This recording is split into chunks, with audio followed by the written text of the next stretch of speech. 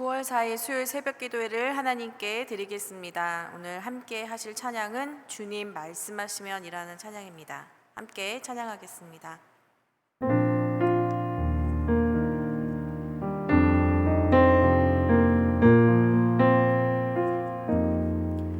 주님 말씀하시면 내가 나가리다. 주님 뜻이 아니면 내가 멈춰서리다. 나의 가고 서는 건 주님 뜻에 있으니 오 주님 나를 이끄소서. 주님 말씀하시면 내가 나가리다. 주님 뜻이 아니면 내가 멈춰서리다. 나의 가고 서는 건 주님 뜻에 있으니 오 주님 나를 이끄소서. 뜻하신 그곳에 나 있기 원합니다. 이끄시는 대로 순종하며 살리니 연약한 내 영혼 통하여 일하소서. 주님 나라와 그 뜻을 위하여 뜻하신 그곳에 나 있기 원합니다. 이끄시는 대로 순종하며 살리니 연약한 내 영혼 통하여 일하소서. 주님 나라와 그 뜻을 위하여 오 주님 나를 이끄소서. 오 주님 나를 이끄소서. 아멘. 오늘 저희들에게 주신 하나님의 말씀은 예레미야 27장 12절부터 22절까지의 말씀입니다. 스크린 보시면서 함께 말씀을 읽겠습니다. 내가 이 모든 말씀대로 유다의 왕 시드기야에게 전하여 이르되 왕과 백성은 바벨론의 왕의 멍에를 목에 메고 그와 그의 백성을 섬기소서. 그리하면 사시리라. 어찌하여 당신과 당신의 백성이 여호와께서 바벨론의 왕을 섬기지 아니하는 나라에 대하여 하신 말씀과 같이 칼과 기근과 전염병에 죽으려 하나이까.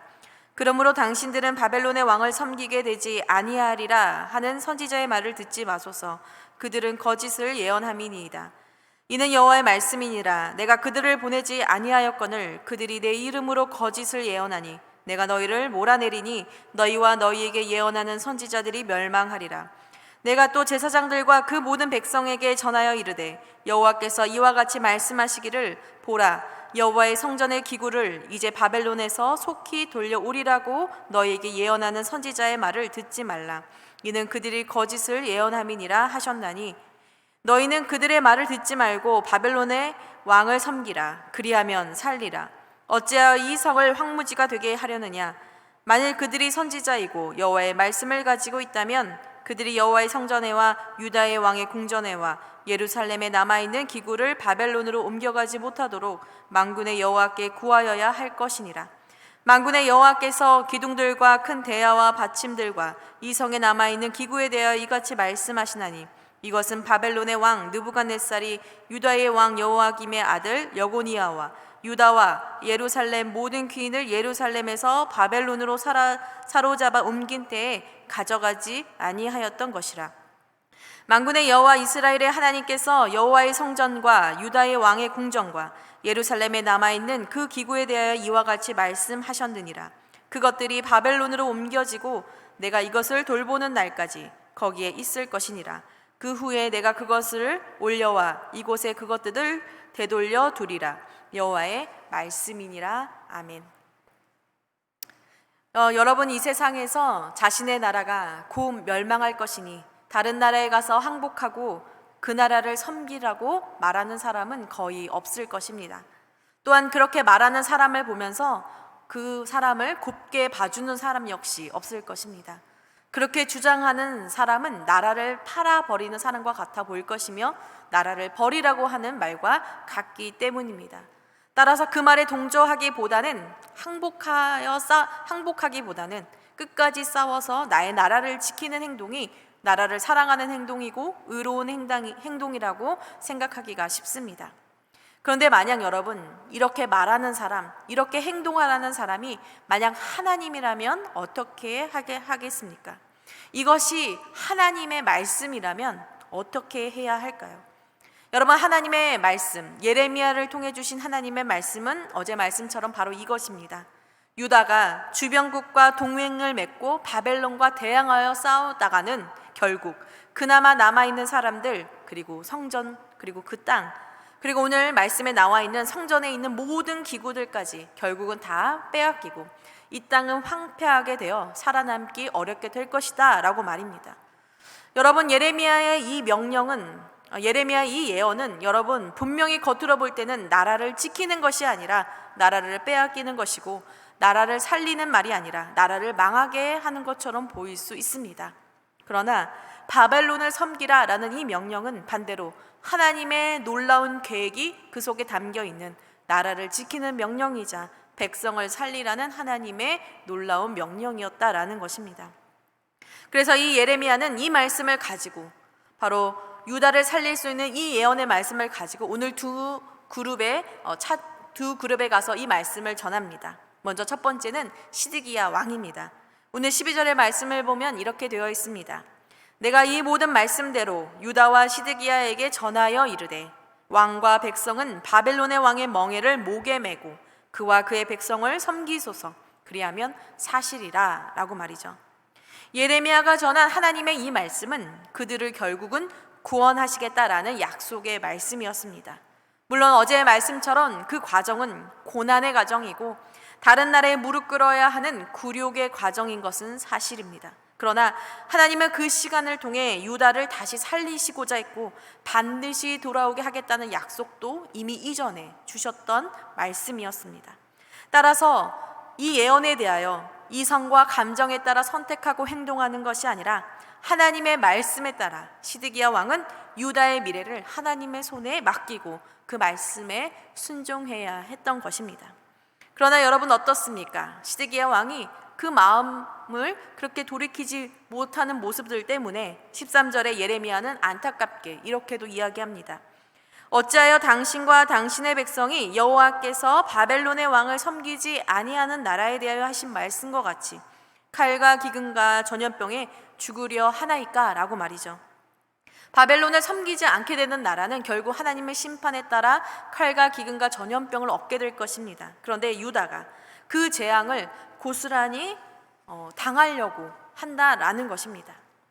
여러분, 우리는 예레미야의 예언 앞에 놓인 이 유다의 모습을 보면서 여러분 가장 어려운 상황 속에서 하나님의 말씀을 따라 우리가 어떻게 하나님의 말씀을 분별하고 하나님의 뜻에 순종할 것인가에 대한 주님의 음성을 듣기를 원합니다. 앞에서도 말했듯이 예레미야가 전한 이 예언은 겉으로는 나라의 멸망처럼 보입니다. 그러나 그것은 하나님의 구원의 방법이자 구원의 약속이었다라고 말씀드렸습니다. 그러나 여러분 어떻습니까? 이 말은 너무나도 거친 말이고 소화하기 어려운 예언이었습니다. 그래서 시드기야 백성들은 그 예레미야의 예언이 아닌 다른 예언을 믿었습니다. 그들의 귀에 듣기 좋은 예언, 바로 거짓 선지자들의 예언을 따르고 신뢰했던 것입니다. 거짓 선지자들의 말은 무엇이었습니까? 14절에 예레미야가 말한 것처럼 그들의 말은 유다가 바벨론을 섬기지 않을 것이다 라는 예언이었습니다. 여러분 어떻습니까? 우리는 결코 그들을 섬기지 않게 될 것이다 라는 이 예언의 말은 정말 희망적이고 소망의 말입니다. 우리는 승리할 것이고 망하지 않을 것이다 라는 이 말은 너무나도 그들이 원하고 듣고 싶었던 말이었습니다. 그러나 여러분, 중요한 것이 있습니다. 아무리 소망의 말, 희망의 말이라 할지라도 그 예언에 대하여 하나님이 뭐라고 말씀하십니까? 15절에 보면 이렇게 말씀하십니다. 내가 그들을 보내지 아니하였거늘 그들이 내 이름으로 거짓을 예언하니 내가 너희를 몰아내리니 너희와 너희에게 예언하는 선지자들이 멸망하리라 라고 말씀하셨다라는 것입니다. 하나님은 내가 그들을 보낸 적도 없고 내가 그들에게 말씀을 준 적도 없으며 그들의 뜻은 나의 뜻이 아니다라고 오늘 분명하게 말씀하셨다라는 것입니다. 여러분, 우리가 정말로 분별력을 가져야 하는 이유가 바로 여기에 있습니다. 왜냐하면 거짓 선지자들은 언제나 하나님의 이름을 가지고 예언하기 때문입니다. 여러분, 마귀가 예수님과 싸웠을 때를 기억하십니까? 사단도 하나님의 말씀을 가지고 예수님을 유혹했습니다. 즉, 내가 하나님의 말씀을 들었다, 내가 하나님의 말씀을 안다, 하나님의 이름으로 이야기한다라는 말이 모두 다 옳다라고 생각하면 안 된다라는 것입니다. 하나님의 이름을 사용한다고 해서 여러분, 그들이 모두 다 하나님이 보내신 선지자가 아니라라는 것이죠. 하나님은 결국 어떻게 하시겠다 했습니까? 그들의 말을 듣고 그 예언을, 거짓 예언을 따라 행하는 사람들, 그리고 거짓 선지자들을 모두 멸망시키실 것이다 라고 오늘 말씀하십니다. 여러분, 유다의 시대뿐만이 아니라 온 시대를 막론하고 지금 우리가 살고 있는 이 시대까지 여러분, 문제는 바로 이런 거짓 선지자들, 거짓 리더들이 너무나도 많다는 것입니다.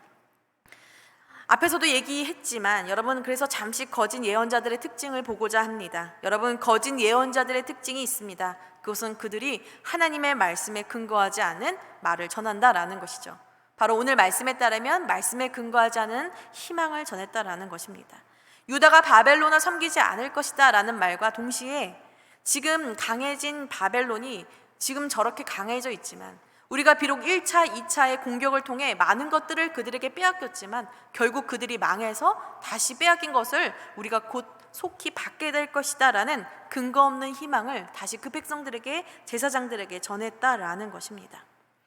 여러분, 예레미야가 이런 거짓 예언자들의 모습, 그들이 하나님 말씀을 따르지 않은 그저 왕과 백성들이 듣기에 좋은 예언을 했다라는 것을 말하면서 18절에 만약 그들이 선지자이고 여호와의 말씀을 가지고 있다면 이라는 진짜 선지자의 조건을 이야기합니다. 만약 그들이 정말 하나님의 말씀을 대언하는 자들이라면 그들은 헛된 희망, 근거 없는 희망을 이야기하는 것이 아니라 먼저 그들은 여호와께 기도하고 구해야 한다라는 것이죠. 여러분, 무엇을 구해야 한다라고 예레미야가 말하고 있습니까? 지금 현재 남아있는 성전, 예루살렘 성전, 유다 왕의 궁전, 예루살렘에 남아있는 그런 기구들이 더 이상은 바벨론에 의해 빼앗기지 않게 해달라는 그런 기도, 바로 그들이 정말로 선지자라면 하나님 앞에 그렇게 더 이상 공격받지 않게 해달라는 기도를 해야 한다라는 것입니다. 또한 그뿐이겠습니까? 다시 공격받지 않도록 기도할 뿐만이 아니라 왕과 백성이 죄에서 떠나 하나님을 다시 섬기는 백성이 되게 해달라고 기도하는 것이 바로 진짜 선지자의 모습이라고 오늘 예레미야는 이야기합니다. 저희가 하나님의 심판의 말씀을 묵상하고 들으면서 나누면서 항상 동일하게 언급하는 것이 있습니다. 죄에서 돌이켜 회개한다면 하나님은 심판을 거두신다라는 것입니다. 하나님이 정말로 그래서 기다리시는 것은 내 생각과 방법대로, 그저 나의 생각대로 믿음의 생활을 하러 가는 것이 아니라 우리가 하나님 앞에 하나님의 뜻이 무엇인지를 겸손히 무릎 꿇고 기도하는 것이 바로 하나님이 원하시는 모습이다라는 것입니다. 우리가 더 이상 악하게 되지 않게 해달라고, 우리가 다시 하나님을 온전히 섬기겠다고 하는 그 회개의 기도를 하나님은 더욱더 원하신다라는 것입니다. 그럼에도 불구하고 여러분, 하나님과 상관없는 믿음, 하나님과 상관없는 기도, 하나님과 상관없는 예배, 하나님과 상관없는 예언은 오늘날도 가득하다라는 것이죠. 여러분, 하나님과 상관없는 그 무엇이 아니라 하나님의 뜻을 먼저 헤아리고 하나님 앞에 겸손히 나가는 것, 바로 이것이 진짜 선지자의 모습이며 진짜 하나님의 백성이라는 것입니다. 만약 그들이 이 예레미야의 이야기를 듣고 돌이켰다면 어쩌면 하나님은 다른 방법을 통해 그들의 구원을 계획하셨을 것입니다. 그러나 여러분, 우리가 알다시피 돌이키지 못한 바로 유다에게 유다에게 하나님은 이미 계획하셨던 그 계획을 이루십니다. 즉 바벨론을 섬김으로 그들의 생명과 나라를 구원하는 것 말입니다. 하나님께서는 아직 현재 남아있는 성전 기구들에 대하여 22절에 이렇게 예언하고 계십니다. 그것들이 바벨론으로 옮겨지고 내가 이것을 돌보는 날까지 거기에 있을 것이다. 그 후에 내가 그것을 올려와 이곳에 그것들을 되돌려 두리라. 여호와의 말씀이니라 라고 말입니다.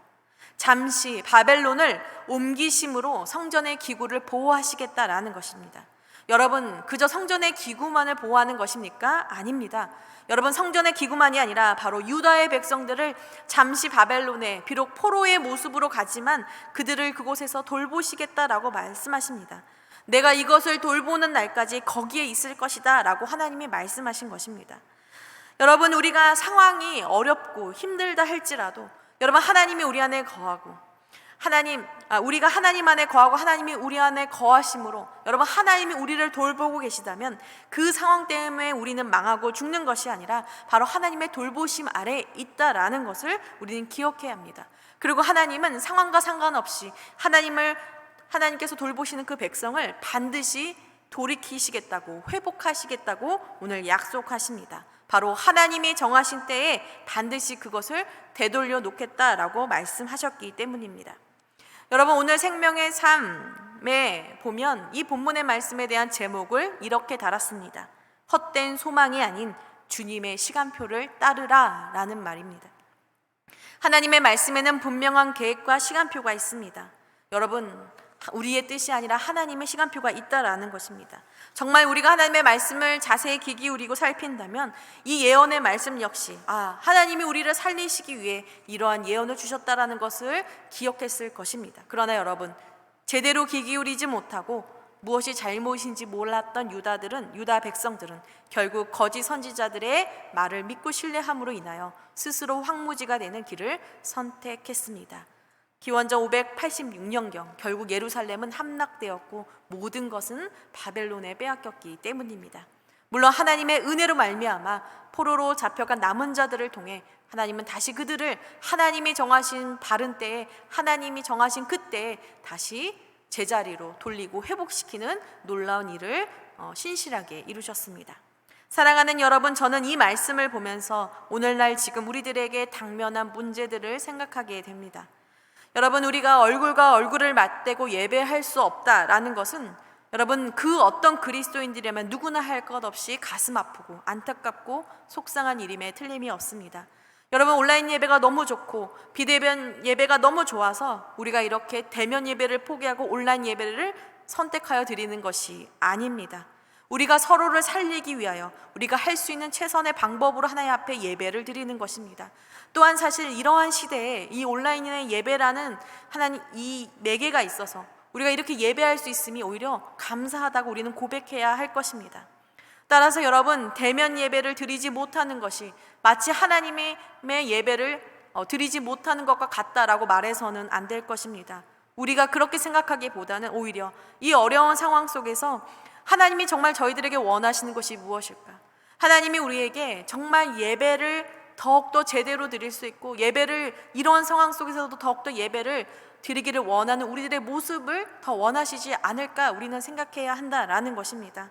목사님께서 계속 말씀하신 것처럼 더 나아가 우리가 살아가는 그 삶의 자리가 곧 예배의 자리임을 하나님이 더욱더 분명히 알려주고 계심을 생각하며 오히려 어려운 이때에 더 하나님의 뜻을 생각하는 저희들이 되기를 원합니다.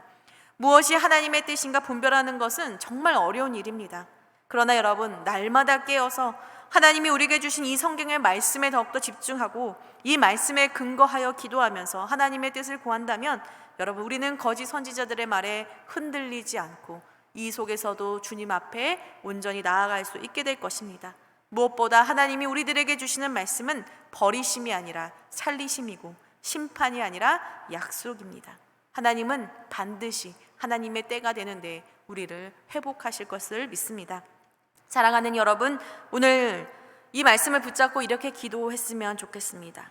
먼저 우리가 날마다 깨어 이 하나님의 말씀 앞에 집중하고 정말 이 말씀을 통해 오늘날 내게 주신 하나님의 뜻이 무엇인지를 온전히 분별하게 해달라라고 기도했으면 좋겠습니다.